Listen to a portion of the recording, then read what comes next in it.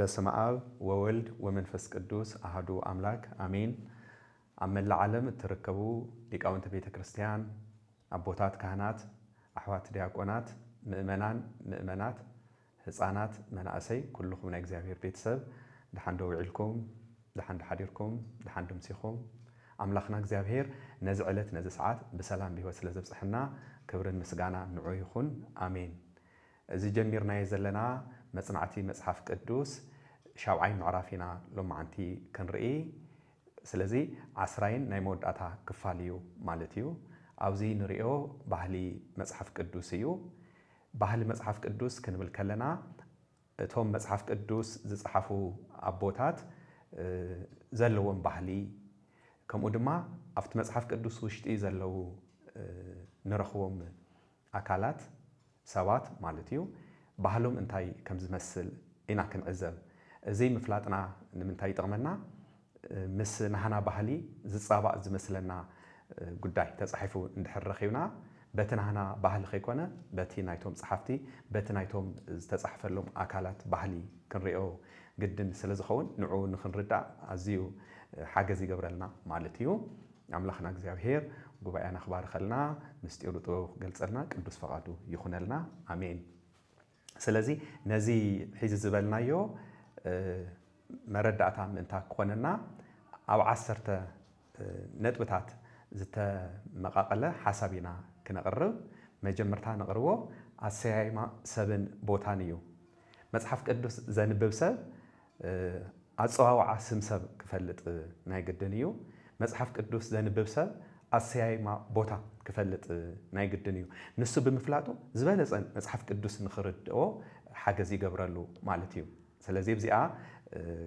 نري نتبتات مس سم موصع مس ناي اسمات ترجم زتتحازيو مالتيو مجمرتا نريو ناي سبشم اصواواعيو ابنت كنرينا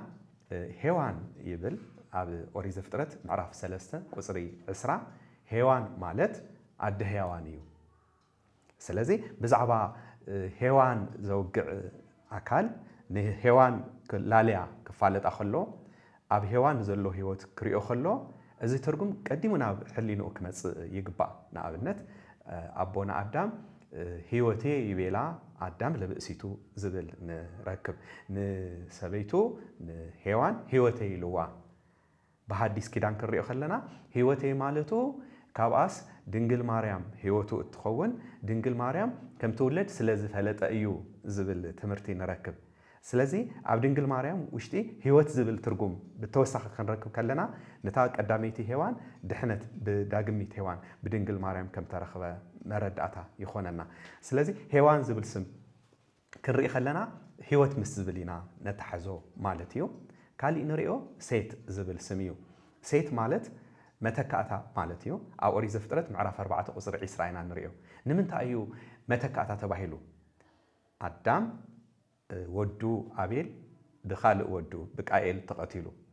أبيل مسموته زولو دسبيو سلازي سمو خوصلو خلو متكاتا سيت إلو سلازي تترجم نتي زنبرة كونتات بروح زقبرلنا كم زخوانا نرئي قال نرئيو سم أبراهام يو أبراهام مالت أبو بزحات مالتيو أو أريز فترة معرف 10 شوعات وصر حمشته نرخوه إيو قدمي أبراهام مبهالو أبرامي نيرو شمو دحار እግዚአብሔር أبراهام يلو أبراهام مالت أبو بزحات مالتيو إن من يوم بزحات نمنتاي እግዚአብሔር كوب إلو نمنتاي እግዚአብሔር شمو مقيار ملوات عدليو زبل حتون دحر العلنا مالس خنركب نخلينا أبزي مالتيو كالي نريو موسى زبل سميو كم ما يزوج مالتيو أو هي زات معرف كل تقصر 10 تصحيفه كم نرخو موسى سلمت أي كم ما يوزيو مسماي زت تحزو تاريخات نري إلو يبزي أب جبسي نحلوه ولدو أنت خيمه توميلهم أب وسن بحري سلزة المروه أو تعقيب سلز أنحاء موسى لهمه أقوال ماي كم ما يزوجه እግዚአብሔር كم ما يكون كوتسي خليه كابت فلالي كراكنا كفكاي خليه سلازي موسى إذا سمزي حيزو خير كله مسماي تتحزو بزحات تاريخات زانتات نرخو له أما أخذ سلازي إذا سم نعم نتمسس على اسم كنوص نحب لينا ندقنا ከምዚ ዓይነት ታሪክ እንድሕር ኣቀዲሙ ሃልዩና ማለት እዩ ነቲ ኩነታት ዘብርህ ዘዝከር ነገር ማለት እዩ ካብ መጽሓፍ ቅዱስ ምውሳድ ንኽእል ኢና ካሊ ንሪኦ ሳሙኤል ዝብል ስም እዩ ሳሙኤል ማለት ኣምላኽ ሰሚዑኒ ማለት እዩ ኣብ መጽሓፍ ሳሙኤል ቀዳማዊ ምዕራፍ 1 ቁጽሪ 20 ንረኽቦ እዩ ኣዲኡ ሃና እያ ሃና መኺና ጸኒሓ ድሓር እግዚኣብሔር ስለ ሰምዓ ንወዳ ስም ኣውፅያትሉ ሳሙኤል ኢላ ስም ኣምላኽስ ማለት ናይ ኣምላኽ ዝገበረላ ተኣምራት ማለት እዩ ኣብ ወዳ ረኺባቶ ስለዚ ንሳሙኤል ወዳ ብዝረኣየቶ ብዝረኸበቶ ቁፅሪ ናይ እግዚኣብሔር ኢድ ትርእየላ ናይ እግዚኣብሔር ሓልዮት ትረክበላ ማለት እዩ ሳሙኤል ማለት ብከምዚ እዩ ተተርጊሙ ዘሎ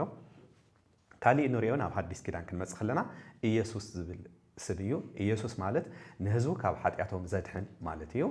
ኣብ ወንጌል ማቴዎስ ምዕራፍ 1 ቁጽሪ 21 ተጻሒፉ ኢና ንረኽቦ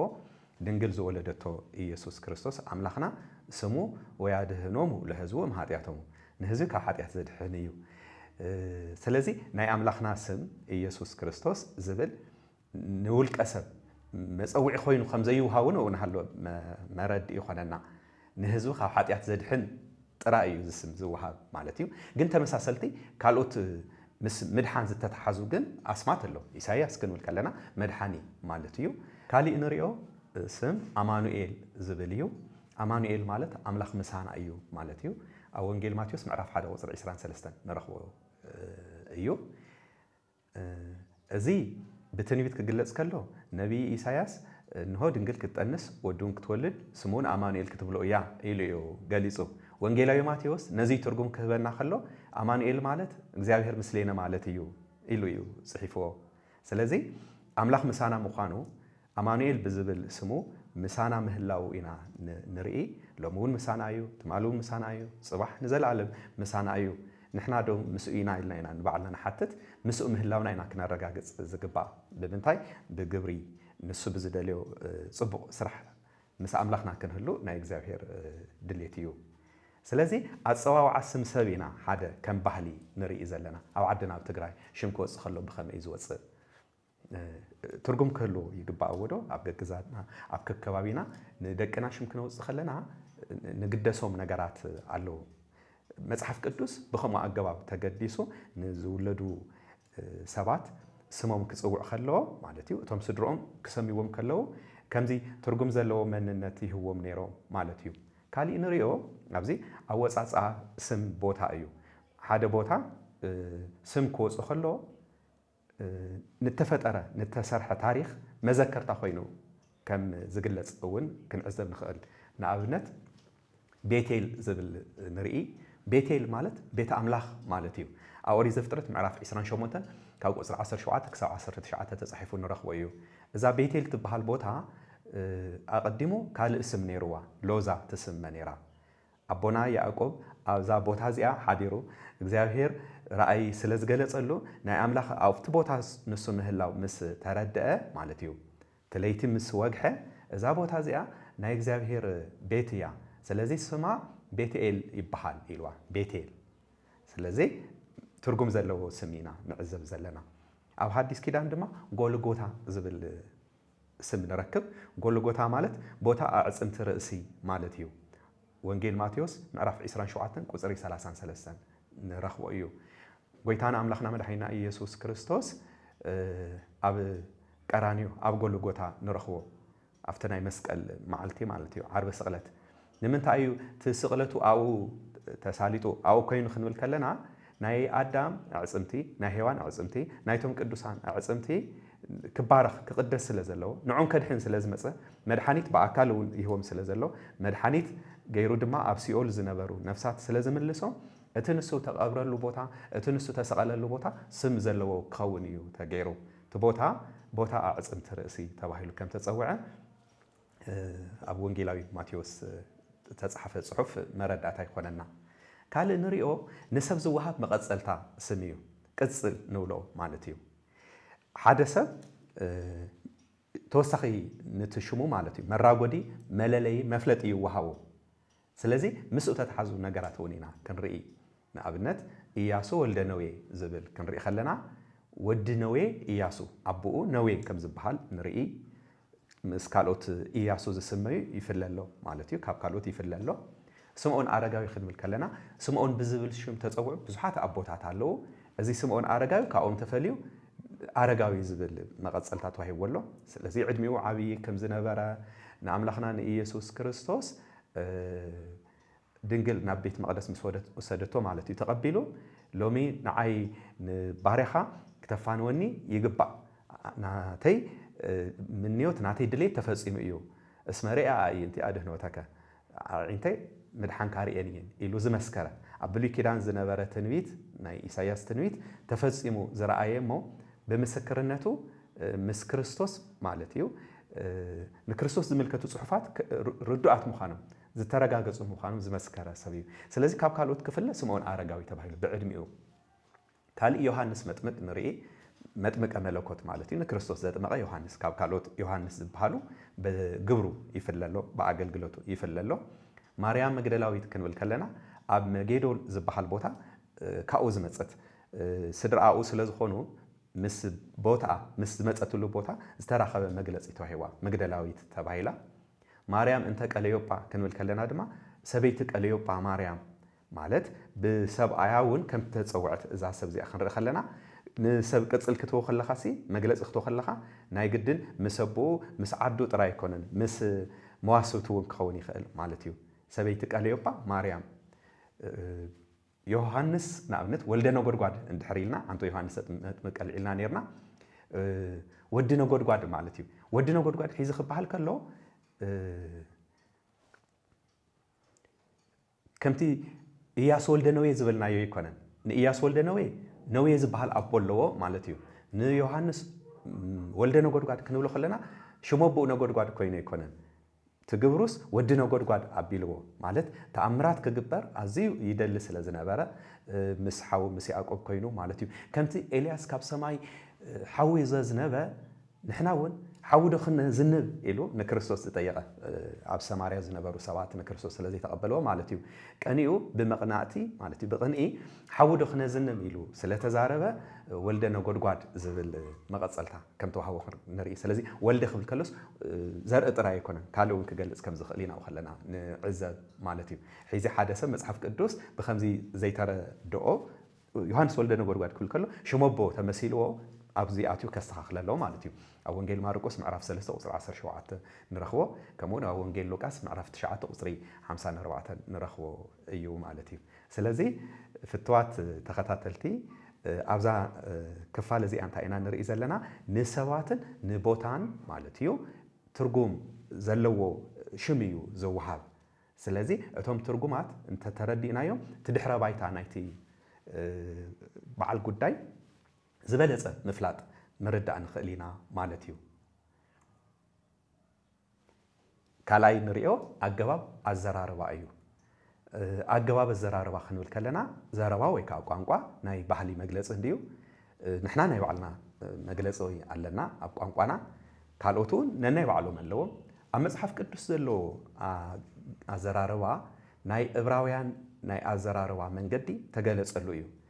ንሕና ንርድኦ በቲ ንሶም ዝጥቀሙሉ ቋንቋ እዩ ማለት እዩ ኣብዚ ዝርዝር ኣቢልና ተወሰኑ ነጥብታት ክንርኢና መጀመርታ ንሪኦ ብምርሓቕ ምዝራብ እዩ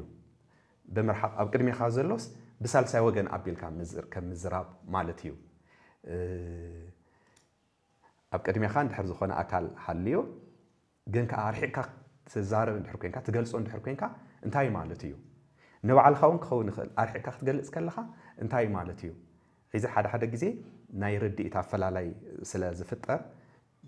ሕልፍ ኢልና መግለፂ ክኾኑና ዝኽእሉ ነገራት ክነልዕልና መጀመርያ ነልዕሎ ንቀዳማይ ወገን ምርሓቕ ማለት እዩ ኣብ ቋንቋ ቀዳማይ ወገን ንብሎ ፈርስት ፐርሰን ንብሎ ማለት እዩ ኣነ ቀዳማይ ወገን እየ ንባዕለይ ፈርስት ፐርሰን ይኸውን ማለት እዩ ንባዕለይ ኣርሒቓ ክገልጽ ይኽእል ብናይ መጽሓፍ ቅዱስ ይትበሃል ማለት እዩ ንኣብነት ኦ ጎይታ ንንጉስ ኣድሕኑ ዝብል ቃል ንረክብ መዝሙር 19 ቁጽሪ 9 ኦ ጎይታ ንንጉስ ኣድሕኑ ትዛረብ ዘሎ ንጉስ ዳዊት እዩ ንዓይ ኣድሕነኒ ክብል እናተገበኦ ንዓይ ክብል እናተገበኦ ንንጉስ ኣድሕኑ ኢሉስ ብሳልሳይ ወገን እዩ ንባዕሉ ገሊጹ ማለት እዩ ሒዚ ናብ ትግርኛ ንኣብነት እዚ ክግለጽ ከሎ ኦ እግዚኦ ኣድሕኖ ለንጉስ ዝብል ናብ ትግርኛ ክግለጽ ከሎ በቲ ቋንቋ ንሱ እዩ ዝጽሓፍ እምበር ኦ ጎይታ ንዓይ ኣድሕነኒ ኢልካ ንዓይነ ንጉስ ኣድሕነኒ ኢልካ ትራንስሌት የተገብሮ ማለት እዩ ከም ዘሎ ኢኻ ትወስዶ ስለዚ ክንርድኦ ዘለና ነገር እቶም መጀመርታ ጸሓፍቲ ዝተጠቐሙሉ ቋንቋ እንታይ ከም ዝመስል ምፍላጥ እዩ ማለት እዩ ኣብዚ ካልእ ኣብነት ኣለና ክርስቶስ ከምዚ ኢሉ ሰባት ንወዲ ሰብ መን እዩ ይብልዎ ኢሉ ወንጌል ማቴዎስ ምዕራፍ 16 ቁጽሪ 13 ክርስቶስ ንሐዋርያት ክሓትም ከሎ ሰባት ካልኦት ማለት እዩ ንወዲ ሰብ መን ይብልዎ ሕዚ ወዲ ሰብ ክበሃል ከሎ ካልእ ኣካል ይመስል ግን ንባዕሉ እዩ ዝገልጽ ዘሎ ንዓይኑ ወዲ ሰብ ደቂ ሰባት እንታይ ይብሉኒ መን እዩ ይብሉኒ ኢሉ እዩ ዝሓትት ዘሎ ሕዚ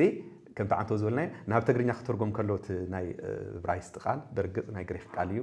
በዚ እዋን እዚ ዝነበረ ክፅሓፍ ከሎስ ኣይትቕይሮ ማለት ከምቲ ንሕና ዝምቸውና ንዓይኑ ወዲ ሰብ መን እዩ ይብሉኒ ኣይትብልን ኣብ ምንታይ ኢኻ ንሱ ትብሎ ኣብ ምብርህራ ክትብርህ ከለኻ ክርስቶስ ከምዚ ኢሉ ንባዕሉ ገሊጹ ኢኻ ትብል እቲ ቃል ግን ክተቕምጦ ከለኻ ከም ዘሎ እዩ ዝቕመጥ ማለት እዩ ካልእ እግዚኣብሔር ንሰይጣን ከምዚ ኢልዎ ኣታ ሰይጣን እግዚኣብሔር ይግናሕኻ እቲ ንኢየሩሳሌም ዝሓለ እግዚኣብሔር ይግናሕኻ በሎ ትንቢት ዘካርያስ ምዕራፍ 3 ቁጽሪ 2 ዝዛረብ ዘሎ እግዚኣብሔር እዩ ንመን እዩ ዝገንሖ ዘሎ ንሰይጣን እግዚኣብሔር ይግናሕኻ ኢልዎ ክበሃል ከሎስ ካልእ ኣካል ንኽገንሕ ተፀውዐ ይመስል ግን ኣይኮነን ኣነ ንግናሕኻ እዩ ዝብሎ ዘሎ ኣነ ርጉም ኢኻ ይብለካ ኣለኹ እዩ ዝብሎ ዘሎ እግዚኣብሔር ስለዚ ኣብ ትንቢት ዘካርያስ ኣቴና እዚ ጽሑፍ ክነንብብ ከለና በቲ ተጻሕፈሉ ቋንቋ ኢና ክንርድኦ ዝግበአና ማለት እዩ ሕዚ ንቀዳማይ ወገን ንባዕለይ ፈርስት ፐርሰን ንብሎ ምርሓቕ ኢልና ነርና ካልእ ንሪኦ ንካልኣይ ወገን ከዓ ምርሓቕ ካልኣይ ወገን ንብሎ ኣብ ቅድሚትና ዘሎ ካልእ ኣካል ንስኻ ንስኺ ንብሎ ኣካል እውን ከም ሳልሳይ ወገን ጌርካ ምቕራብ ኣብ መጽሓፍ ቅዱስ ዝተለመደ ኣገባብ እዩ ስለዚ ኣብ ሰከንድ ፐርሰን ዝህሉ ነገር ኢና ክንርኢ ኣብነት ክንወስድ ኦ ጎይታይ ብምዝራበይ ኣይኾሪ ዝብል ቃል ንረክብ ኦሪት ዘፍጥረት ምዕራፍ 18 ቁጽሪ 30 መን ይዛርብ ዘሎ ኣብርሃም ንእግዚኣብሔር እንታይ ኢልዎ ኦ ጎይታይ ብምዝራበይ ኣይኾሪ ኣይትኾሪ እዩ ዝኸውን በቲ ናህና ቋንቋ ኣይትኾሪ ዝብል ግን ኣይኾሪ በዝብል እዩ ተገሊጹ ስለዚ ኣብርሃም ከምዚ ኢሉ ናባና ክመጽእ ከሎ ድማ ትርጉሙ እዚ ይመስል ኢልና ኢና ነብርሆ ካልእ ንሪኦ ንቀዳማይን ካልኣይን ወገን ምርሓቕ ኣነ ኣለኹ ኣብ ቅድሚተይ ካልእ ኣካል ኣሎ ንኽልቴና ኣርሒቕካ ምግላጽ እውን ብሳልሳይ ወገን ኣቢልካ ምግላጽ እውን ኣብ መጽሓፍ ቅዱስ ዝተለመደ ኣገባብ እዩ ንኣብነት ጎይታይ ንባሪኡ ዝብሎ እንታይ እዩ ዝብል ቃል ንረክብ መጽሓፍ ኢያሱ ምዕራፍ 5 ቁጽሪ 14 ኣቦና ኢያሱ ካብ ምድረ ግብፅ ወፂኦም ንዝኸዱ እስራኤላውያን መሪሑ ኣብ ዓዶም ንኸብፅሖ እዩ ንዩ ቀሪቡ ዝኒሄ ግን ሓደ ኩናት ክስዕር ናይ ግድን እዩ ኣብ ቅድሚቱ ዘሎ ኩናት ሓያል ግጥም ዘድልዩ እዩ ናይ እግዚኣብሔር መልኣኽ ተላኢኹ መፅዩ ቅዱስ ሚካኤል ሊቀ መላእክት ምስ ረኣዮ ነቲ ዝረኣዮ መልኣኽ ማለት እዩ ሰብ መሲሉ ስለ ዝረኣዮ እምኔነኑ አንተ ኣው እምጸላእትነ ኢሉ ንስኻሲ ወገንና ዲኻ ወይስ ወገን ጸላእትና መን ኢኻ ወገን ጸላኢ ማለት ሰላይ ወይ ወተሃደር ወይስ ንሃና ወገን ኢኻ መን ኢኻ ምስ በሎ ኣነ ናይ እግዚኣብሔር ሰራዊት ሓለቓ ኮይነ ሎሚ ክረድአካ ክሕግዘካ መፅእ ኣለኹ ምስ በሎ ንረድኤት ምምፅኡ መሰረጋገፀሉ ካብኡ ኢያሱ እንታይ ገይሩ ብግንባሩ ናብ መሬት ተደፊኡ ንቅዱስ ሚካኤል ሰጊዱሉ ኢያሱ ትፀሓይ ደው ዘብል ንቅዱስ ሚካኤል ክሰግድ ንሪኦ ቅዱሳን ንቅዱሳን ከምስግንዎም ቅዱሳን ንቅዱሳን ከኽብርዎም ንርኢ ከምቲ ንሕና ንቅዱሳን ነኽብሮ ማለት እዩ ካብኡ እንታይ ኢልዎ ጎይታይ ንባርያኡ ዝብሎ እንታይ እዩ ጎይታይ ንባርያኻ ንዓይ ትብለኒ እዩ ክኸውን ብትግርኛ ወዶ ግን ኣብ ኢሉ ንባሪኡ ዝብሎ ንባሪኡ ንባዕሉ ርሒቑ ኣሎ ዝብሎ ትብሎ ክብል እናተገብኦ ማለት እዩ ከምቲ ናህና ገላልፃ ብከምዚ እዩ ገሊፁ ዘሎ ጎይታይ ንባሪኡ ዝብሎ እንታይ እዩ ንባሪኡ ዝብሎ እንታይ ከም ዝኾነ ነጊሮ ኢያሱ ማለት እዩ ድሓር እቲ ኣገልግሎት ይሳለጥ ብዝረአ ኣገልግሎት ንኢያሱ ኣብቲ ኩናት ወፊሮም ብዘይረአ ድማ ናይ እግዚአብሔር ሰራዊት ሓለቓ ቅዱስ ሚካኤል ነቶም ሰራዊት ኣሰሊፉ ማለት እዩ ነቶም ጸላእቲ ከርሕቆም ኢና ንዕዘብ ስለዚ ኢያሪኮ ዝተሰዓረተሉ መንገዲ ኢና ውዚ ናርኣና ዘለና ስለዚ ኣብቲ ኣገባብ ዘራርባ أرحيل كم مجلس أم مصحف قدوس كم زلوا إنا نعزب زلنا مصحف قدوس زي ترد أسب جيجا كما سلي خل بتنا تقانقات تدرخوا مالتيو وي كيبره اللي خل سلازي كيد كام معزب مصحف قدوس زبالة أنا اختردو حاجة زي قبل الكام مالتيو سلازي تاني مجمر تاني توزي قال أي نري أنا تبي دقي موتك قاليو قال مدقام حدا قال نأصنعوت تواهيلو نخت أنا آخر مالتيو نتي قداي دقيم كام مجلس مصحف قدوس ستلمده إيو نأبنت أملاخي سلامنتاي حدا كاني زبل مزمور عسران حدا قصري حدا أملاخي سلامنتي حدا كاني أتيز قلت زلو سب قدوس داويتيو بحديث كدان دما بمنصر إيسوس كريستوس كوين إذا زارب زلو إيسوس كريستوس أبوي كبل كله نعزبو سلازي وزي أملاخي زبل قال مدقامو كأملاخس حجز نايمد لاي تتخلو دليت مالتيو بزح كم زخونه كتحرجنا ما يبلكا زبل ما الاختنا محلافيو حدا زي حزي بإبرايس تصحفه مالتيو ناب تقرينا كترجمه خلو أملاخي زبلس أي تدقيمو حنت أملاخي تدل يا أيولن كم زلوا يقولوا زقبا بالتمساسالي قويتاي كفتلنا زبل قال نركب وانجيل ماتيوس معرف 25 قصر 10 حدا أتن دناجل نكريستوس زبيئو زنبرا دناجل مالتيو ساعات حليفون ناب عداقة خيدان ساعات سلاز حلفا دحارت معصو تشوقيرو نس رخبو كحكو حنين قويتاي كفتلنا إلنو نخفتلن ين زدل يا زلوا سلاز تدليتنين بمرقام قال قاليسوني قويتاي أيو زي كلتا قال كوينو الكاي أي غير كم زلوا يخط وصلوا قويتاي الكا كريستوس ناي بحقي ولكم اللخ أمان ولكم نابله كمهر نركب نابنت وانجيل يوحنس معرف 3 قصري 3 بالتمساسالي أجواب أمان ولكم زبل قال بحقي ولكم اللخ تباهيلي كترجم زلوا بحقي ولكم اللخ الكا تترجم كايا بروه يخونن مالتي نتمل اختس بتوسن مجدي بتوسن أجواب يغيروا له تايد أخذ تجبر تناي مصحف قدوس بحالي كم زلوا توسدوا مو كتمهر كتاجل كلا حاجن بتي أب كرابة خازلو تتقامي قانقا مالتي بز ردو مجدي أبيلكا تترجموا له كالي إنريو زي مس أجوا أزراروا مساخا مساخي انتهي لني زبل قداي إيو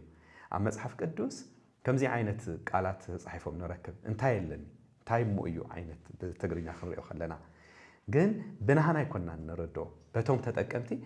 إينا كنردو زقبقنا مساخا مساخي انتهي لني مالت مساخا مساخي فقر ينبر زباس نجار يبلنا تتصاباتي أيكوننا مالتيو ويكا تعزاز إيه مالتيو تعزاز إيه قال أبنتات كرئينا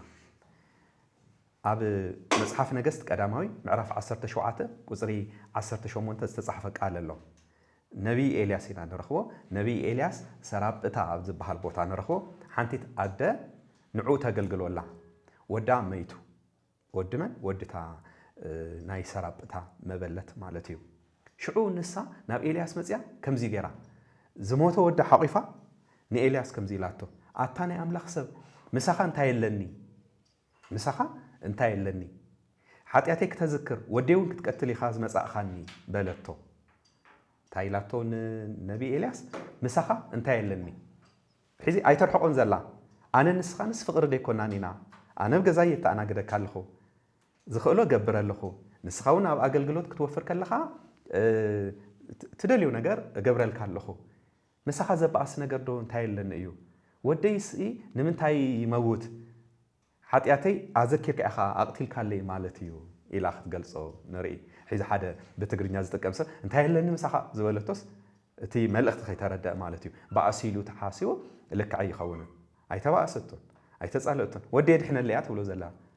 نبي إلياس دما بالك حوق فخ هذا النيلو ودامس وسده دحر ناوك زاوير يزمهلا سلسة جزء إيو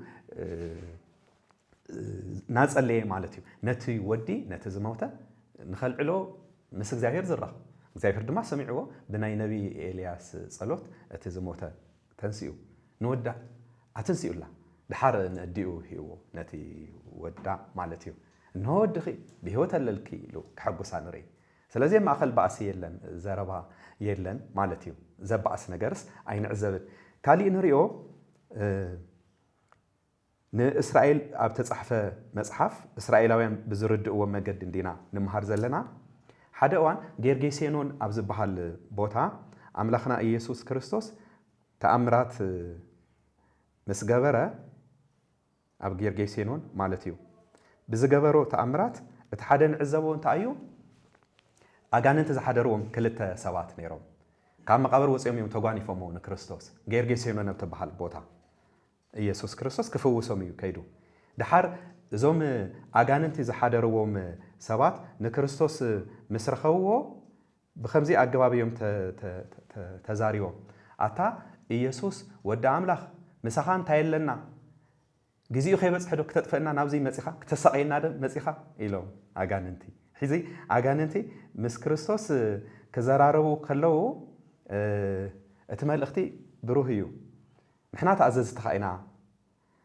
ምእዛዞም ክገልጹ ከለው ድማ እንታይ ኢሎም እምበኣር ካብዚ እንድሕር ተውፀና ኮይንካስ ናፍቶም መጓሰ ሓሳማ ናኦም ክንከይድ ግበረና ኢሎም ክልምኑ ኢና ንርኢ ወንጌል ማቴዎስ ምዕራፍ 8 ቁፅሪ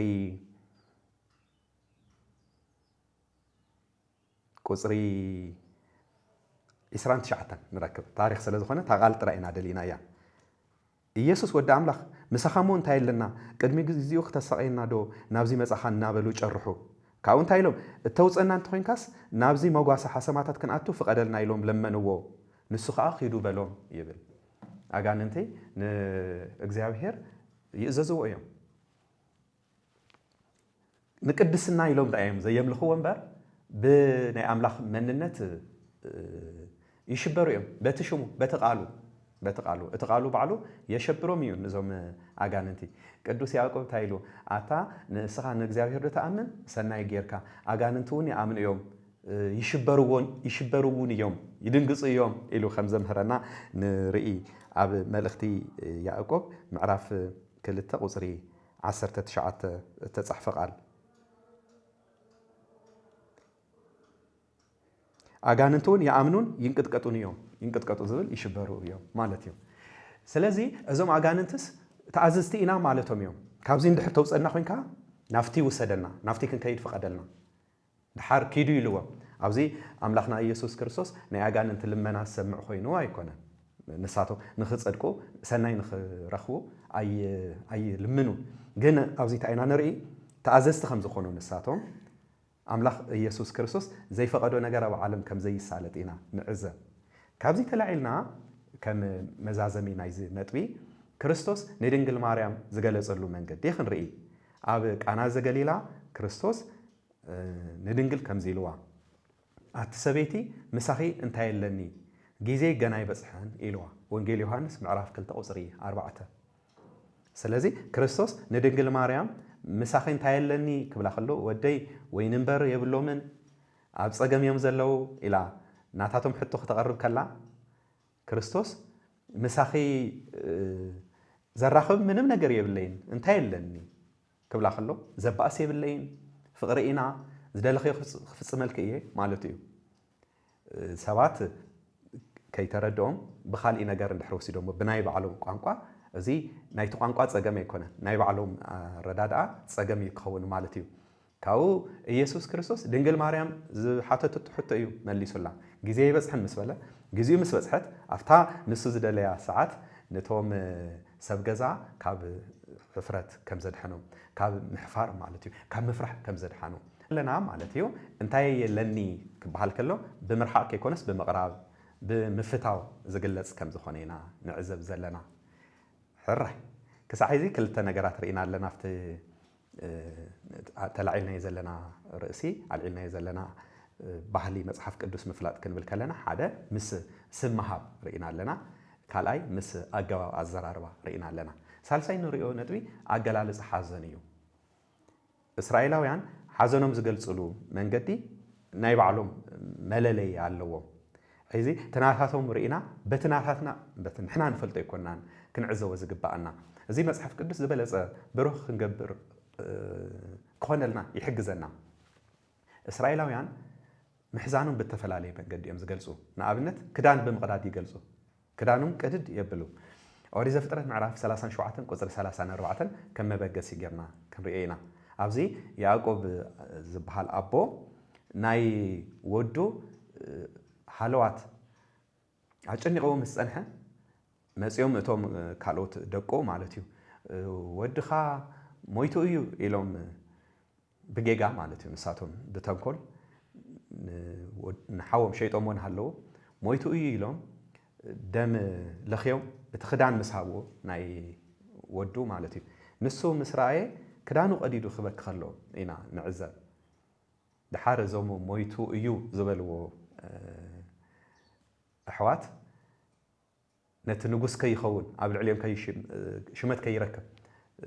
زحاسو وزن برو كيدوم زسجدوا لي أمزخونه دحار يعقوبون ودو زي مماتو دحاري كرجع قص عبقصي كرخو أين ودو سلزي يعقوب كدانو بمقراديو حزنو قليسو عبت جراي قلنا عمنا كدان كاز غدد صلوا لتوين كاي ويكان دحر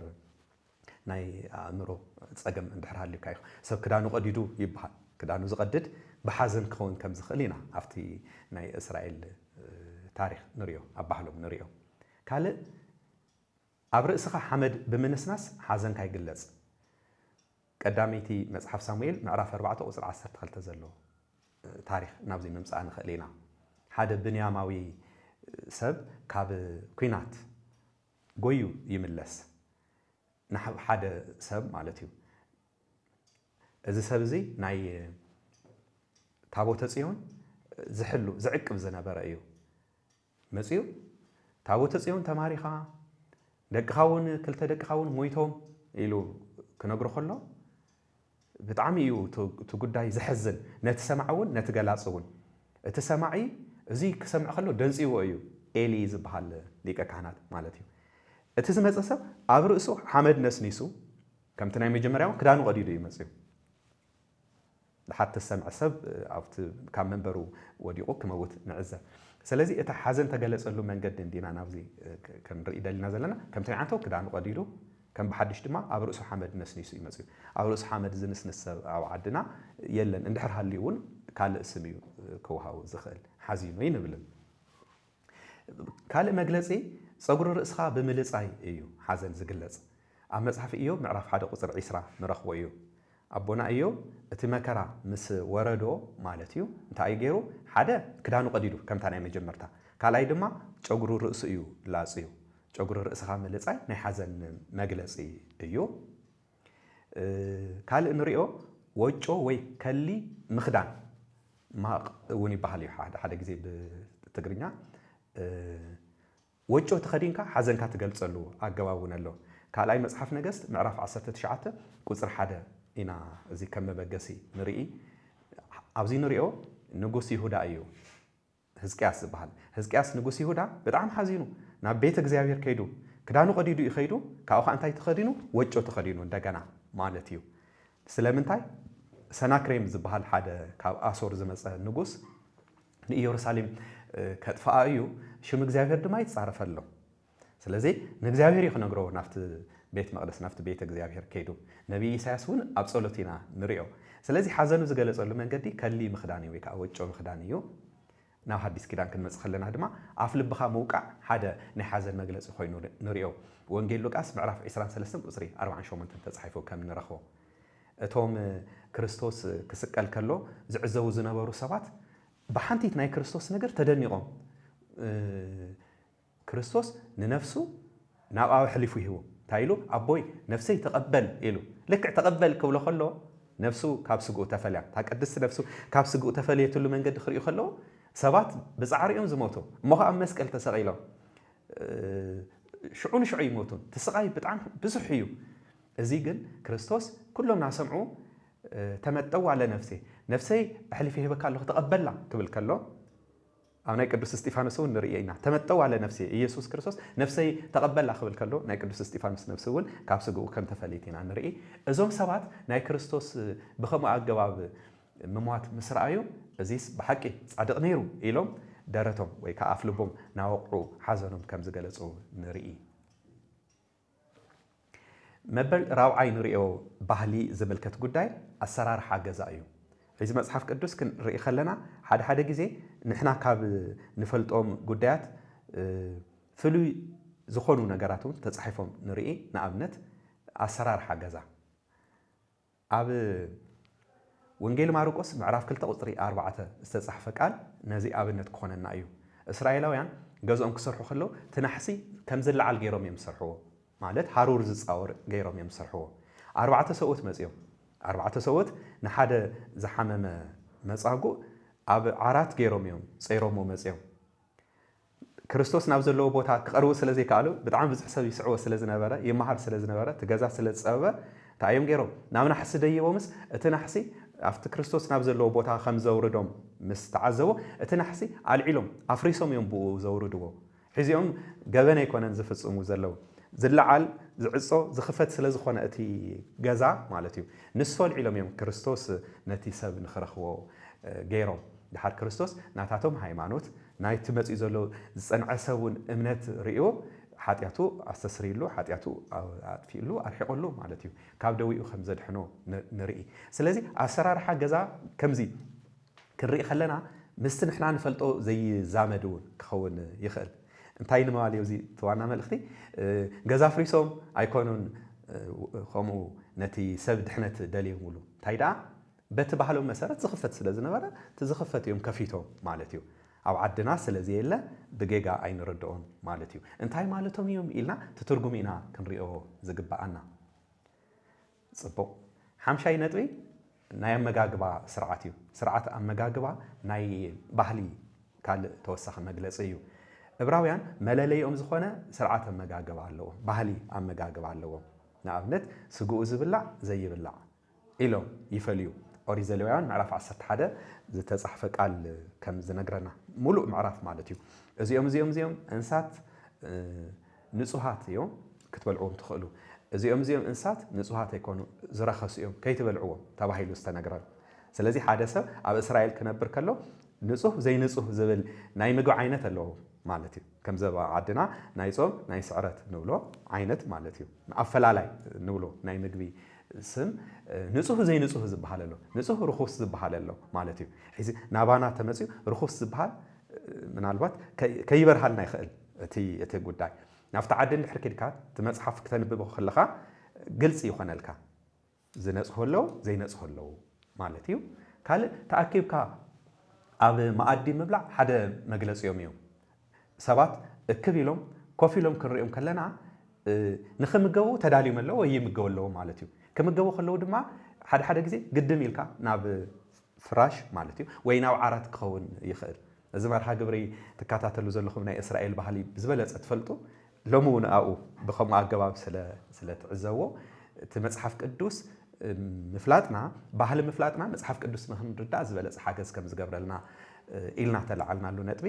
ምስክርነት እውን እዩ ማለት እዩ ካልእ ቅድሚ ምብላዕኻ ኣእዳውካ ብማይ ምጽራይ ኣእዳውካ ሙሉጭ ኣቢልካ ኢኻ ትሕፀብ ማለት ክጸረ ኣለዎ ናይ ግድም ከይጸረየ እንድሕር ምብላዕ ጀሚርካ ረኺስካ ኣለኻ ማለት እዩ ታኢድ ባዕሉ ረኺሳ እያ ትበሃል ንምንታይ እዮም ደቀ መዛሙርትኻ ብዝረኸሰ ኢድ ዝበልዑ ዘለዉ ኢሎም ኣይሁድ ንክርስቶስ ሓቲቶሞ ምንባሮም ንዝክር ንርኢ እንታይ እዩ ኣብቲ ባህሊ ኢድካ ምሕፃብ ምጽራይ ትምጽራይ ከዓ ካብ ደጋዊ ጽሬት ጥራይ ኣይኮነን ውሽጢ እውን ረኽሰትካ የጽሪ ኢሎም ስለ ዝሓስቡ እዮም ብዝረኸሰ ኢድ ኣይትብልዑ ዝብል ሕጊ ስለ ዘለዎም እቶም ደቀ መዛሙርት ከይተሓፀቡ ክበልዑ ከለዉ ከም ዓብዪ ገበን ገይሮም ዘቕረብዎም ማለት እዩ ስለዚ ስርዓት ኣመጋግባ ምፍላጥ ብጣዕሚ እዩ ጽቡቕ ሎሚ ኣብ እስራኤል እቲ መብዛሕትኡ ባህሊ ኣይተቐየረን ከም ዘሎ እዩ ወሪዱ ዘሎ ከም ዘሎ እዩ መፅኡ ዘሎ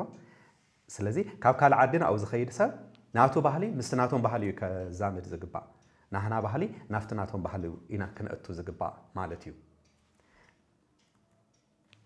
ሻድሻይ ንሪኦ ኣቆፃፅራ ሰዓት እዩ ግዜ ከመይ እዮም ዝፅብፅቡ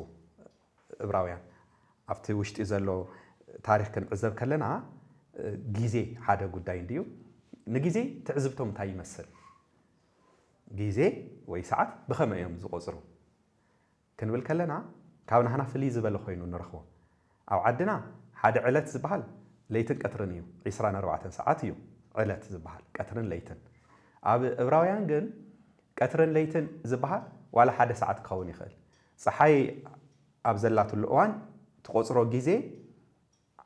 ዕለት ይበሃል ለይቲ እውን መዓልቲ እውን ክትብሎ ትኽእል ብሩህ ንክኾነልና ጎይታና ኢየሱስ ክርስቶስ 3 መዓልትን 3 ለይትን ኣብ ከርሰ መቃብር ከም ዝፀንሐ ተጻሒፉ እዩ ሕዚ ብናህና ናይ ሰዓት ኣፀባፅባ ንፀብፅቦ እንድሕር ኢልና ዓርቢ ሰዓት 9 ነፍሱ ካብ ስግኡ ዝተፈለየት ክርስቶስ ማለት እዩ 3 መዓልትን 3 ለይትን ዝኾኑ መዓዝ እዩ ተልና ግልጽ እዩ ካብ ሰንበት ይሓልፍ እዩ ወዶ ዓርቢ 9 ሰዓት እዩ 24 ሰዓት ዝመልእ ቀዳሚ እዩ ካልእ 24 ሰዓት ሰንበት እዩ ካልእ 24 ሰዓት ሰውን እዩ ክኸውን ኣባና ዕለት ንብሎ 24 ሰዓት ስለ ዝኾነ ቀትርን ለይትን ተይልና 72 ሰዓት እዩ ኣብ እስራኤል ግን ከምኡ ኣይኮነን ዓርቢ በይና ቀትርን ለይትን ተባሂላ ተፀዊዓ ክርስቶስ ዝዓረፈላ ነፍሱ ካብ ስግኡ ዝፈለየላ ማለት እዩ ስለዚ ዓርቢ ክሳብ ኣጋምሸት ዝነበረት ሰዓት ቀትርን ለይትን ትበሃል ቀዳም ዝበሃል ድማ ዓርቢ ምሸት እዩ ዝጅምር ካብ ዓርቢ 12 ሰዓት ጀሚሩ ዘሎ ድማ ክሳብ ቀዳም ምሸት ቀትርን ለይትን ይበሃል ሰንበት ድማ ፍርቂ ለይቲ እዩ ተላዒሉ ካብ ቀዳም 12 ሰዓት ድሮ ማለት እዩ ክሳብ ሰንበት ፍርቂ ለይቲ ዘላ ቀትርን ለይትን ትበሃል እዘን ሰዓት ተፀብፂናዮ 33 ሰዓት እየን ዝኾና 72 ሰዓት ይኾና ካብቲ ናህና ልምድስ ብፍርቂ እኳ ቀድሚሰን ኣለዋ ስለዚ በቲ በዝሒ ሰዓት ኣይኮነን ግዜ ንቆፅር ብእስራኤል ማለት እዩ تا 33 ዝብልኩምስ ካብ ሰዓት 9 ዓርቢ ጀሚሩ ክሳዕ መንፈቀ ሌሊት ሰንበት ዘሎ ሰዓት ተቆፂርናዮ 33 ሰዓት እዩ ዝኸውን 33 ሰዓት 3 ለይትን 3 መዓልትን ተባሂሉ ብእስራኤል ሹም ከም ተዋህቦ ኢና ንርኢ ዘለና ማለት እዩ ስለዚ ቆፃፅራ ሰዓት ባዕሉ ኣፈላላይ ክፍጠር ስለ ዝኽእል እንታይ ማለቶም እዮም ኢልና ናፍቶም ጸሓፍቲ ናፍቶም ጽሑፍ ተጻሕፈሎም ኣካላት ከይድና ኢና ትምህርቲ ንረኽቦ ዝበለጸ ብሩህ ዝኾነልና ማለት እዩ ስለዚ ባህሊ ሒዝካ ክትከይድ ከለኻ መጽሓፍ ቅዱስ ዝበለጸ ትርድኦሞ ናባኻ ድማ ተምጾ ናፍቲ ንስኻ ትኸደሉ ትጥቀመሉ ባህሊ ማለት እዩ ኣብ መበል ሻብዓይ ንሪኦ ጓሳ ኣባጊዕ ዝብል እዩ ከምቲ ትዝክርዎ ኣብ ምዕራፍ 5 መጽሓፍ ቅዱስ ናይ ምጽናዕ ሜላ ክንብል ከለና መጽሓፍ ቅዱስ ክነጽንዕ ከለና ዓውዲ ፈሊኻ ምጽናዕ ይግባእ እዩ ኢልና ተዘራሪብና ነርና እንታይ ዓውዲ ኣብ ግምት ነእቱ ክንብል ከለና ብዙሓት ነገራት ርኢና ነርና መልክዓ ምድራዊ ኣገላልጻ ሓደ ጉዳይ እዩ ኢልና ነርና ንኣብነት ማለት እዩ ስነ ጽሑፋዊ ዓውደ ምልከታ ዓውድና ኣብ ስነ ጽሑፍ ተደሪኽና ክንርኢ ይግባእ ኢልና ነርና ቴዎሎጂካል ዝኾኑ ነገራት ሓደ ጉዳይ ንሱን ክንርኢ ይግባእና ኢልና ሓሙሽተ ተፈላለዩ ዓውድታት ርኢና ነርና እቲ ሓደ ዓውዲ ባህላዊ ዓውዲ እንድዩ ባህሊ እዚኡ ስለ ዝረኣናዮ ከም ብሓድሽ ኣው ዘይ ንሪኦ ምናልባት ግን እዛ መርሃ ግብሪ እዚኣ ጥራይ ንከታተል ኣካላት እንድሕር ሃሊና እዚኣ ዋእትያ እያ ከድካ ምዕዛብ ይከኣል እዩ ኣብ ዓድና ዘሎ በጊዕ ትጓስየሉ መገድን ኣብ እስራኤል ዘሎ ይፈላለ እዩ እቲ መልእኽቲ ኣብኦም እቲ ጓሳ ይቕድም እተን መጓሰ ይስዕባ ኣብ ዓድና ግን እተን መጓሰ ብቕድሚትየን እቲ ጓሳ ናኸብኮበ እዩ ዝወስደን ስለዚ በቲ ተጻሕፈሉ ኢና ንርኢ ኣምላኽና ኢየሱስ ክርስቶስ ኣባጊዕ ድምፀ ይስዕባን እውን ክብል ከሎ በቲ ባህሊ መሰረት እዩ ዝነግረና ዘሎ ምስቲ ንሕና ንፈልጦ ኣይኮናን ነራኽቦ ወይ ከዓ ነዛምዶ ማለት እዩ ስለዚ ው ስለ ዝረኣናዮ ናብኡ ኸይድና ኢና ክንዕዘቦ ዝግባእ ማለት እዩ ኣብ ምዕራፍ 5 ኢና ንረኽቦ ካልእ ሽዑ ዘልዓልናዮ ሓው ዝብል ቃል ነይሩ ሓው ዝበሃል ብእስራኤል እንታይ እዩ ክንብል ከለና ሓው ማለት ወዲ ሃገርካ ወዲ ስጋኻ ብጻይካ ብሃይማኖት ዝመስለካ እዩ ኣብ ካልእ ዓዲ ኣብ ካልእ ቋንቋ ግን ሓው ክበሃል ከሎ ወዲ ኣቦኻ ወዲ እኖኻ ጥራይ ክኸውን ይኽእል ስለዚ ወዲ ኣቦኻ ወዲ እኖኻ ማለት እዩ ኢሉ ዝሓስብ ሰብ ኣብ መጽሓፍ ቅዱስ ሓው ኢሉ ንተገለጸ ነገር ኣይርድኦን ወይ ከዓ ክጋገ ይኽእል እንታይ ዳ ክገብር ኣለዎ መጽሓፍ ቅዱስ ተጻሕፈሉ ባህሊ ኣብ ግምት እትዩ ሓው ክብል ከሎ ኣብ እስራኤል እንታይ ማለት እዩ ናብኡ ኸይዲ ክርኢ ዘሎ እዚኣ እውን ስለ ዝረኣናያ ብዙሕ ትኹረት ኣብዚ ኣይንገብረላን ግዜ ኣይንወስደላን ማለት እዩ እቲ ቀፂልና ንሪኦ ሓው ዝምልከት ጉዳይ እንድዩ ኣብ እስራኤል ሓው ዝተባሃለሉ ዝተተርጎመሉ ትርጉምን ኣብ ካልእ ዓዲ ዘሎ ትርጉምን ክሳነ ኣለዎ ስለዚ እቲ ናይ ባዕሉ ትርጉም ሒዙ ዝመጽእ ሰብስ ናፍቲ ብዕብራይስጥ ወይ ከዓ ብዕብራውያን ሓው ዝብል ትርጉም እዩ ኣትዩ መጽሓፍ ቅዱስ ከምብዎ ክርድኦ ዝግባእ ማለት እዩ እዚ እውን ኣብኡ ኣብ ምዕራፍ 5 ስለ ዝረኣናዮ ኣብኡ ኸይድኩም ንኽትዕዘብዎ ብኽብሪ ንሓትት ኣብዚ ሒዚ ክነእትዋ ዝደለና ሽዑ ዘይረኣናያ ካልእ ጉዳያ ስለዚ ኣብ ታሽዓይ ነጥቢ በፂሕና ኣለና በኹሪ ዝብል እዩ ኣብዚ ክንርኢ በኹሪ ማለት እንታይ ማለት እዩ ብዕብራውያን በኹሪ ማለት ቀዳማይ ዝተወለደ ማለት እዩ ኣብ ካልእ ቋንቋ ግን በኹሪ ማለት ቀፂሎም ካብ ዘለው ካብ ተወለዱስ እቲ ናይ መጀመርታ ማለት ክኸውን ይኽእል ኣብ ዕብራይስጥ በኹሪ ማለት ከምዚ ዓይነት ትርጉም ካብ ተዋህቦ ድንግል ማርያም በኹሪ ወዳ ወሊዳ ክበሃል ከሎ ወይ ድማ ዝብል ጽሑፍ ክነንብብ ከለና ድንግል ማርያም ቀዳማይ ወዳ ወሊዳ ማለት ይምበር ካልእ ትርጉም የብሉን ስለዚ እስኪ ነዚ መዕዘቢ ክኾነና ዝበለጸ ምእንታ ክንርድኦ ናይ መጽሓፍ ቅዱስ ቃላት ክንርኢ ከም መበገሲ ኦሪት ዘጸአት ምዕራፍ 13 ቁጽሪ 12 ኦሪት ዘኍልቍ ምዕራፍ 18 ካብ ቁጽሪ 15 ክሳብ 16 ዘለው ቃላት ክንርኢ ከለና በኹሪ ማለት ቀዳማይ ዝተወልደ ማለት እዩ ናይ ግድን ሰዓባይ ኣለዎ ማለት ኣይኮነን ብስሩ ኣብ መጽሓፍ ቅዱስ ዘለዎ መልእኽቲ እዚ እዩ ንኣብነት መግለጽታት ክንርኢ ናይ ቅዱስ ጳውሎስ መልእኽቲ ናብ ዕብራውያን ዝተጻሕፈ ምዕራፍ 1 ቁጽሪ 6 ክነንብብ ከለና ከምዚ ኢሉ ነቲ በኹሪ ናብ ዓለም ከእትዎ ከሎ ኩላቶም መላእኽቲ ኣምላኽ ይስገዱሉ ይብል በኹሪ ማለት ክርስቶስ እዩ በኹሪ ክርስቶስ ናብ ዓለም ከኣቱ ከሎ ክመጽእ ከሎ ዝተወለደ ማለት እዩ ናይ እግዚአብሔር መላእኽቲ ንክርስቶስ ምስጋዶም እቶም መላእኽቲ ምግልጋሎም እንዲዩ ዘርኤና ንክርስቶስ በኹሪ ኢሉ ገሊጽዎ ስለዚ ክርስቶስ በኹሪ ኣብ እዩ ማለት ካልእ ሕቶ ንኽተልዕል ይገብረካን በቃ ናይ መጀመርታ እዩ ማለት እዩ ቀዳማ እዩ ማለት እዩ ካልእ ሒዙ ናይ ቅዱስ ጳውሎስ መልእኽቲ ኢና ክንርኢ ናይ ቅዱስ ጳውሎስ መልእኽቲ ናብ ቆላሲስ ዝተላእኸ ምዕራፍ 1 ቁጽሪ 18 ንሱ መጀመርታ እዩ ኢልዎ ንሱ ዝበሎ ክርስቶስ እዩ ክርስቶስ መጀመርታ እዩ ካብ ምውታት እውን በኹሪ እዩ ካብቶም ዝሞቱስ ካብቶም ዝዓረፉ ማለት እዩ መጀመርታ ክርስቶስ እዩ ተንስኡ ስለዚ ናይ ትንሳኤና በኹሪ እዩ ክንብል ከለና ንሕና ናቱ ትንሳኤ ዓይነት ምእንታ ክንትንስእ ኣብነት ንገብሮ ማለት እዩ ስለዚ ናይ መጀመርያና ክርስቶስ እዩ ናይ መወዳእታ እውን ትንሳኤ ዝምልከት ክርስቶስ እዩ ንሕና ንናቱ ዓይነት ትንሳኤ መሲልና ኢና ክንለዓል ተስፋ ንገብር ካልእ ቅዱስ ዳዊት ዝዘመሮ መዝሙር እዩ መዝሙር 88 ቁጽሪ 27 ኣብዚ እንታይ ይብል እግዚአብሔር ኣብ ዝበሎ እዩ ዝነግረና ቅዱስ ዳዊት ከምዚ ይብል ወአነሂ በኩሬ ሬስዮ ኣነ በኩሬይ ወደኢኻ ኢለዮ ይብል እግዚአብሔር ኣብ ንእግዚአብሔር ወልድ እንታይ ኢልዎ በኩሬ ኢኻ በኩሬ ወደኢኻ ስለዚ እግዚአብሔር ኣብ ካብ ክርስቶስ ወጻኢ ካልእ የብሉን ብስሩ ኣብ ስላሴ ራውዓይ የለን ወይ ድማ ካልእ ቁጽሪ የለን ስላሴ እዩ ስለዚ ክርስቶስ ንኣብ በኹሪ ወዱ ወይ ከዓ ሓደ ወዱ ምዃኑ እዩ ዝነግረና ብሕታዊ ወዱ ብሕታዊ ምዃኑ ኢና ንርኢ ኣብ ወንጌል ዮሐንስ ምዕራፍ 1 ቁጽሪ 18 እውን ብተመሳሳሊ ኣገባብ እዚ በኹሪ ወዱ ዝተሰመየ ኢየሱስ ክርስቶስ መጽኡ ብዛዕባ ኣብ ከም ዘንተወልና ከም ዝነግረና የምህረና ቅዱስ ዮሐንስ ስለዚ ንኣብ ንኽንፈልጦስ ወልድ መጽኡ የምሂሩና ወልድ እንታይ ተባሂሉ በኹሪ ተባሂሉ ማለት እዩ ካልእ ኣብ የለን ካልእ ወልድ የለን ሓደ ኣብ ሓደ ወልዲና ንርኢ ኣብ ወንጌል ዮሐንስ ምዕራፍ 3 ካብ ቁጽሪ 16 ክሳብ 18 ተጻሕፈ ቃል እውን ተመሳሳሊ እዩ ዘርኤና ኣብ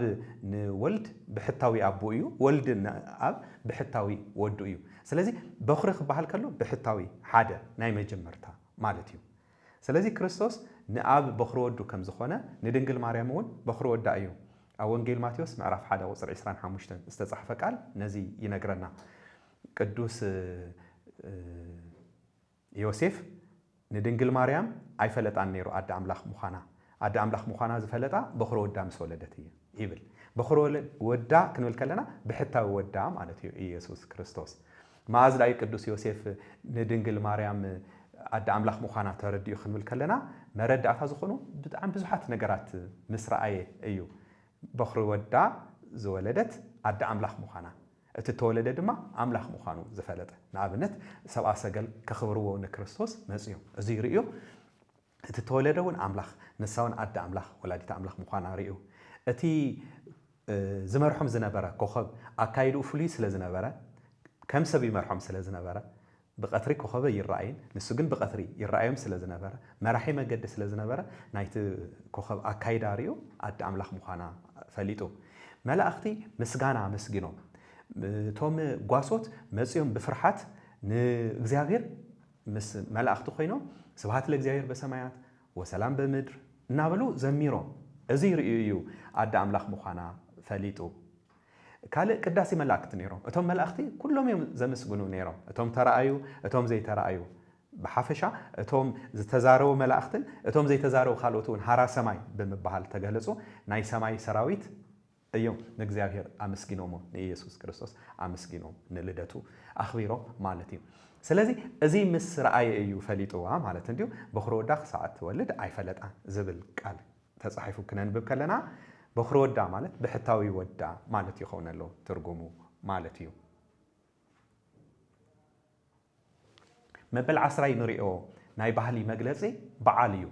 اب اسرائيل زلو بعال مفلات مصحف قدوس زبلص نخنردو حاجزي يقبرلنا سلازي مبل عسراي ناي تمرتنا ناي موداتا نطبينا نري زلنا بعال كلو عبراويان ناي بعالهم مجلسي يالو بخم ايوم بعالهم زوعلو كنبل كلنا عم مصحف قدوس تتقصو بعالات يوم لو مو زوعلوهم ولا لو اسرائيل ننبر نوعلو زوعلو بعال اتقدم زنبره يوت سلستهم ايهود نسو يوم زوعلو زلو سلامنتا ايكم خوينو خنول كلنا مصحف قدوسينا اتينا نري نابنت لومي اب اسرائيل كيدو قدام عداغا وفيره اخاخ عدغي وي اخاخ شيطي اندحريلو حدا خاو كالا عد زخدسه ايسلطون مخنياتو قدام كمتي ببلي كيدان تأززه كبيرة اينا نرئي سلازي نعلتاو منباورو نيزطمو نمصحف قدوس نمردا كاز بلصه مالتيو اسرائيل زخبروهم شومون تبعالات علو اتي ناي مجمرتا بعال معلت سنبت يبحال اوريت زليواوያን ምዕራፍ 23 ቁጽሪ 3 ኦሪት ዘጸአት ምዕራፍ 20 ካብ ቁጽሪ 8 ክሳብ 11 ኣብዚ ተጻሕፈ ናይ መጽሐፍ ቅዱስ ክፋል ኢና ንረኽቦ በብሰሙኑ ዝኽበር በዓል እዩ ኣብ ትግራይ ክርስትና ክነምህር ከለና ንዝንሶም ቀዳም ኢሎም ዘኽብርዎ ቀዳሚት ሰንበት ኢና ንብሎ ናይ ባዕልና ሰንበት ስለ ዘለና ናህና ሰንበት እሁድ ንብሎ ብግእዝ ሰንበተ ክርስቲያን ንብሎ ስለዚ ታ ቀዳሚት ሰንበት መጽሐፍ ቅዱስ ከምዝ ነግረና ማለት እዩ ክትክበር እዩ ተኣዚዙ መዓልቲ ሰንበት እግዚአብሔር አምላኽ ፍጥረታት ምስ ፈጠረ ዕረፍቲ ዝገበረላ ቅድስቲ ዕለት እያ ኣብ ኦሪት ዘፍጥረት ምዕራፍ 2 ካብ ቁጽሪ 1 ክሳብ 3 ተጻሒፉ ኣሎ ስለዚ ቀዳም ትበዓል ማለት እዩ በብሰሙኑ የብዕልዋ ሰንበት ናተይ ናይ እግዚአብሔር እያ ኢሉ እግዚአብሔር ከም ዘኽበራ ንርኢ ስለዚ ሎሚ እውን ኣብ እስራኤል ማለት እዩ ከምቲ ዓንቶ ዝበልና ዝጀመርናዮ እንድሕር ከይድናስ ዕዳጋ የለን ኤሌክትሮኒክስ ዳርጋ መብዛሕትኦም ኣይጥቀሙን መኪና ምዝዋር የለን ዛ ከተማ እንታይ እዩ ወሪሮዋ ክሳዕ ትብል ማለት እዩ ምንቅስቃስ ድሩት እዩ ንምንታይ ከምኡ ኮይኑ መበገሲ እዩ ስለዚ መጽሐፍ ቅዱስ ናብነት ብቀዳም መዓልቲ ከምዚ ይገብሩ ነይሮም ክብል ከሎ እዚ ሒዝ ዘሎ ተርእዮ ግምተእቲና ንድሕሪት ከይድና ድሕረ ባይቱ ክነጽንዖ ከለና እግዚአብሔር ናይ ዕረፍቲ መዓልቲ ትኹን ኢሉ ከም ዝገለጻ ንርኢ እሞ እቲ መጽሐፍ ቅዱስ ዝበለጸ ብሩህ ይኾነልና ማለት እዩ እዚ ኣብ ህዝራናይ ናይ መጀመርታ በዓል እዩ ለፋሲካ በዓል ቅጫን بحده يخبر بعلنا أيتي بحد بجز فاسيكا الله بعل كتش جن بحده يخبر فاسيكا أفتنا مجمرتا ورحي بدرو يجمروه كون حدا سمونيو قصر لمون الله عبزي زلنا يزمنون كبعلو وينا نري أوري زليواوين معرف عيسران سلسلة كاب قصر حمشتك ساعة 10 تصحيفو نركب إسرائيل كابنا يجبسي أرعوت بارنتن قفعن ناس عزوصلو زذكرولو أيو برجس بحديث كدان فاسيكانا يسوع كريستوس سلازخونه ازي بفاسيكان دي بتنساي دي تغيروا ويكا تتكيو ግን እቶም እዚ ዘውዕሉ ሰባትሲ መበገሲን ይሄዎም አው ዘሎ ኩነታት ክንርኢ ኸለና ምስ ሐዲስ ኪዳን ምርኻብ ንኽእሊና ማለት እዩ በኸመይ የብዕልዎ በጊዕ ፋሲካን ዘይበኹ ቅጫን እናበልዑ ስለዚህ በዓል ቅጫውን እዩ በዓል ፋሲካውን እዩ ማለት እዩ ኣብ መበል 14 መዓልቲ ብድርኡ ይጅምሩ ንሓደ ሰሙን እዮም ዘኽብርዎ ለሞን ከም ዘኽብርዎ ንምዝኻር ዝኣክል ዓሚ ብ2024 ማለት እዩ ኤፕሪል وشتيهم نسو أخبيرهم نرئي مالتيو أتي بعال ببعمتوت معلتي يغيريو ስለዚህ እቶም እስራኤላውያን ዘኽበርዎ በዓል ክንርኢ ከለና ምስቲ ንሕና ንፈልጦ በዓል ፋሲካ ብትርጉም ይፈላለ እዩ ግን እቲ በዓል ብዒሎም ክንርኢ ከለና እዚ መጽሓፍ ቅዱስ ዘሎ ትምህርቲ ሓቂ ምዃኑ ኢና ንዕዘብ ኤፕሪል 23 2024 እዩ ነይሩ ማለት እዩ ናይ ልብ ዘበን እውን ከምኡ ቼክ ምግባር ንኽእልና ኣብ 2025 ግን ተቐይረሉ እቲ መዓልቲ ኣባና ሒዝ ፋሲካ ዝኽበር ሰንበት ጥራይ እዩ ኣብኦም ግን ሶኒውን ክኸውን ይኽእል ሰንበቱን ክኸውን ይኽእል ካልእ መዓልቲ እውን ክኸውን ይኽእል ኣብሐ ንሪኦ በዓል ሸዊት ዝበሃል እዩ ወይ ድማ በዓል ዓፂድ በዓለ ሰዊት ይበሃል ብግእዝ ኦሪት ዘሌዋውያን ምዕራፍ 23 ካብ ቁፅሪ 15 ክሳብ 22 ተጻሒፉ ንረኽቦ ድሕሪ ፋሲካ ዘሎ 50 መዓልቲ ቆፂሮም እዮም ዘኽብርዎ እቶም ኣይሁድ ሎሚ እውን ከኽብሩ ከለዉ 50 መዓልቲ ንኣብነት ናይ ዓሚ ናይ 2024 እንተሪእና ጁን 12 ነይራ እታ መበል 50 መዓልቲ ማለት እዩ ኣባና ጰራቅሊጦስ ተባሂሉ እዩ ዝኽበር ኣብ ሓዲስ ኪዳን ግን ተበዓላ ካብኡ እውን ዝመፀ ምዃኑ ኢና ንርዳእ ንኣብነት እንታይ ይጠቕመና እዚ በዓል ምፍላጥና ኣብ ግብረ ሐዋርያት ምዕራፍ 2 ዘሎ ሓደ ታሪክ ክንርኢ ከለና መንፈስ ቅዱስ ክርስቶስ ካብ ሙታን መስተንስአ መበል 50 መዓልቲ እዩ ተዋሂብዎም መንፈስ ቅዱስ ክወርዶም ከሎ ብሓድሽ ቋንቋ ምዝራብ ጀሚሮም እቶም ደቀ መዛሙርት ማለት እዩ ኣብኡ ተኣኪቦም ነይሮም ኣይሁድ ይብል ተኣኪቦም ነይሮም ካብ መላእ ዓለም ተኣከቡ ኣይሁድ ነይሮም ክብል ከሎ ንምንታይ እዮም መፅኦም ሕዚ እዚ በዓል እዚ መበገስ ይኾነና ማለት እዩ በዓል 50 ክኽብሩ መፅኦም ነይሮም ሓድሽ በዓል 50 ግን ኣብ ሓዲስ ኪዳን ረኺብና መንፈስ ቅዱስ ንሐዋርያት ዝወረደሉ ማለት እዩ ብናይ ቅዱስ ዮሐንስ ኣፈወርቅ ኣስተምህሮ ቤተ ክርስቲያን ዝተወለደትሉ መዓልቲ ማለት እዩ ስለዚ ኣብዚ መዓልቲ ቅዱስ ኣኼባ ንኽገብሩ ተግባር ዕዮ ዘበለ ከዓ ንኸይዓዩ ንኸይሰርሑ እግዚኣብሔር ስለ ዝኣዘዞም እዚ መዓልቲ እዚ ከኽብሩ ከለዉ ንርኢ ኣብኣቶም ሎሚ ፓብሊክ ሆሊደ እዩ ህዝባዊ በዓል እዩ ህዝባዊ በዓል ስለዚ ድሕረ ባይቶ ምፍላጥና ንመጽሓፍ ቅዱስ ንኽንርድኦ ኣብኡ ከለና ድማ በዓላት ኣይሁድ ናብ ናይ ክርስትና በዓላት መበገሲ ስለ ዝኾኑ ዘለዎም ርክብ ንኽነጽንዕ ሓገዝ ይገብረልና ማለት እዩ ንኣብነት እዚ በዓለ ሰዊት ክነኽብር ከለና ሸዊት ማለት ኣብ መወዳእታ ዝወሃብ እንድዩ ናይ ኣገልግሎትካ ናይ መወዳእታ እንድዩ ትሕጎሰሉ እንድዩ ክርስቶስ ናብ ሰማይ ምስ ዓረገ ድሕሪ 10 መዓልቲ መንፈስ ቅዱስ ልኢኹሎ ስለዚ ንሳቶም ከምቲ ሸዊት በሊዕኻ ትሕጎስ ከምቲ ሸዊት ሽሻይካ ዝኾነ ማለት እዩ ናታቶም ድማ ህይወቶም መንፈስ ቅዱስ ከም ዝወረደሎም ኣገልግሎቶም ዘሳልጥ መንፈስ ከም ተዋሃቦም ኢና ንርኢ ዘለና ማለት እዩ ንኸምኡ ንኽንርድኦ ዓብዪ ሓገዝ ይገብረልና ንሪኦ በዓል ራብዓይ ማለት እዩ በዓል ሓድሽ ዓመት ይበሃል ኦሪት ዘሌዋውያን ምዕራፍ 23 ካብ ቁፅሪ 23 ክሳብ 25 እዩ ንረኽቦ እዚ ትሽም ከም ዝነግረና ሓድሽ ዓመት እዮም ዘኽብሩ ግን ሓድሽ ዓመት ዘኽብሩ ኣብታ ቀዳሚት ወርሒ ኣይኮነን ኣብ ሻውዒቲ ወርሒ እዮም ዘኽብሩ ስለዚ በታ ቀዳሚቲ መዓልቲ ናይታ ሻብዒቲ ወርሒ ዘኽብርዎ በዓል እዩ ቅዱስ ኣኼባ ይገብሩ ተግባር ዕዮ ድማ ኣየዓዩን ማለት እዩ ስለዚ ሓድሽ ዓመት ኣብኦም እውን ከም ዝኽበር ንርኢ ወይ ድማ ሓምሻይ መዓልቲ ሕድገት ሓጢኣት ንብሎ እዩ ወይ ከዓ መዓልቲ ስርየት ኣብ ኦሪት ዘሌዋውያን ምዕራፍ 23 ካብ ቁፅሪ 26 ክሳብ 32 ተጻሒፉ ኢና ንረኽቦ እዚ ኣብ ሻውዒቲ ወርሒ እዩ ዝኽበር በታ 10 መዓልቲ ማለት እዩ ስለዚ ንእግዚኣብሔር ዝሓርር መስዋዕቲ እናቕረቡ ንኸኽብሩ ኣምላኽ እግዚኣብሔር ከም ዝኣዘዞም ኢና ንርኢ ሙሉእ መዓልቱ ፀይሞም እዮም ዘኽብርዎ እዚ ዓርቢ ስቕለት ንብሎ ማለት እዩ ንሕና ሓጢኣትና ዝተደምሰሰሉ ድሕነት ፍጹም ድሕነት ኣብ መስቀል ዝረኸብናሉ መዓልቲ ስለ ዝኾነ ሙሉእ መዓልቱ ፀይምና ነኽብሮ በዛ መዓልቲ እዚኣ ብስሩዕ ዕዮ ኣይዕየይን ማለት ስጋዊ ዕዮ መንፈሳዊ ዕዮ ጥራይ ዘሎ መንፈሳዊ ዕዮ ስግደቱ ጾሙ ጸሎቱ ካልኦት ኣገልግሎታት ብሓፈሻ ይቕፅሉ ማለት እዩ ስለዚ ናይ እስራኤል ናይ ዕብራይስጥ ናይ ኣብ መጽሓፍ ቅዱስ ዘሎ በዓል ኣብ በዓላ ክንርኢ ከለና ንዓና እውን ዝህበና ትርጉም ከም ዘሎ ኢና ንወስድ ሻድሻይ ንሪኦ በዓል ዳስ ይበሃል ወይ ድማ በዓለ መጸለት ኦሪት ዘሌዋውያን ምዕራፍ 23 ካብ ቁፅሪ 33 ክሳብ 43 ተጻሒፉ ኢና ንረኽቦ እዚ በዓለ መጸለት እስራኤል ካብ ግብፂ ክወፁ ከለዉ ኣብ በረኻ ስለ ዝኽበርዎ ኣብ ዳስ ኮይኖም ንኸኽብርዎ ዳስ ሰሪሖም ንኸኽብርዎ እዩ እግዚኣብሔር ኣዚዝዎም ስለዚ ንሱ ክርስቶስ ዝገበረሎም እግዚኣብሔር ዝገበረሎም ምእንቲ ከይርስዑ ኣብ ዳስ ውሽጢ ኮይኖም ን7 መዓልቲ ዘኽብርዎ እዩ ኣብ መበል ሻብዒቲ ወርሒ ካብ 15 መዓልቲ ጀሚሩ ፍርቂ ወርሒ ማለት እዩ ንሓደ ሰሙን እዮም ዘኽብርዎ ስለዚ ከምቲ ትሪእዎ ዘለኹም ኣብታ ሻውዒት ወርሒ ሓድሽ ዓመት ይኽበር ኣብታ ሻውዒት ወርሒ በዓለ ስርየት ይኽበር ወይ ከዓ ስርየት ዝግበረሎም ዋኒ የኽብሩ ካልእ ድማ በዓለ መጸለት የኽብሩ ማለት እዩ ሻውዓይ ንሪኦ በዓል ፉሪም ይበሃል መጽሓፍ ኣስቴር ምዕራፍ 3 ቁጽሪ 7